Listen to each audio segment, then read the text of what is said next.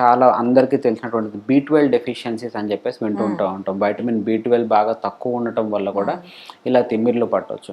So మీరు చెప్పినటువంటి చెయ్యి ఇలా కొంచెం వంకర పోయినట్టు అనిపించటము తిమ్మిరితో పాటు వాటిని కార్పోపిడల్ స్పాజమ్స్ అంటామండి. ఓకే. ఓకే. సో కార్పోపిడల్ స్పాజమ్స్ కూడా విటమిన్ డెఫిషియన్సీస్ వల్ల వస్తుంటాయన్నమాట. ఆర్ ఎలక్ట్రోలైట్ ఇంబ్యాలెన్సెస్ వల్ల కూడా వస్తుంటాయి. అంటే కాల్షియం తగ్గటం, బాడీలో కాల్షియం తగ్గటం వీటి వల్ల కూడా వస్తుంటాయి. సో తిమ్మిర్ల వల్ల పారాలిసిస్ వచ్చే అవకాశం ఉండదండి. బట్ ఏంటి అనంటే కొన్ని ఏటిపికల్‌గా ఇప్పుడు తిమ్మిర్లు ఉన్నాయి చేతుల్లో. దాంతో పాటు చెయ్యిలో గ్రిప్ కూడా బాగా తగ్గింది. ఆర్ చెయ్యి బాగా వీక్ అనిపిస్తుంది. కింద కూర్చొని పైకి లేవలేకపోతున్నాము. ఆర్ కాళ్ళు బాగా స్టిఫ్ అవుతున్నట్టు అనిపిస్తున్నాయి.